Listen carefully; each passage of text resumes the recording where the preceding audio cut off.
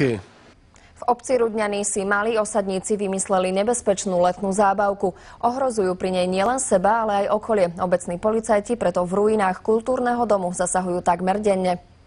Kultúrny dom v Rudňanoch bol niekedy pýchou obce, v súčasnosti už slúži mladým výrazkom na ohrozovanie obyvateľov. Napríklad takéto kamene hádžu po ľuďoch. V blízkosti viac ako 10 rokov chátrajúceho objektu sú dve školy. Počas dňa chodia okolo školou povinní obyvatelia s rodičmi. Letiaci kus kameňa z trojposchodovej budovy im môže spôsobiť vážne zranenia. Rómske deti, maloletí aj mladiství z vrchnej časti budovy hádzali predmety, stavebný materiál na cestu.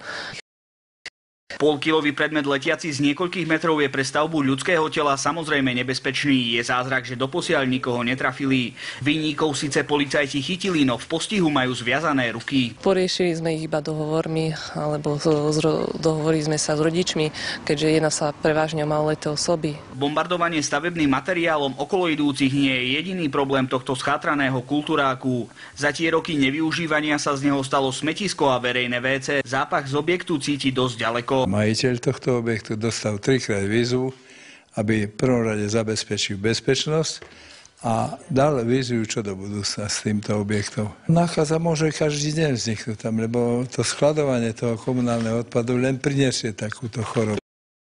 Víziu Joj Matúš Gavlák.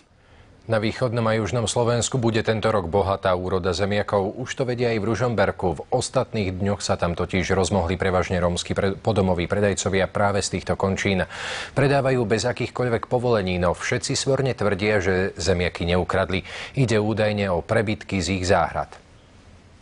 Dvaja bratia z východného Slovenska prišli do Ružomberka na starej favoritke a po sídliskách začali ponúkať na predaj zemiaky. Chodili doslova od domu k domu a zvonili radom na zvončeky. Podarilo sa im predať niekoľko kil zemiakov, no toto ich podnikanie netrvalo dlho. Obyvateľom sídliska Baničné boli mladí muži podozriví a tak zavolali mestských policajtov. Chodia tu na dvaja cigáni, vyzváňajú a predávajú.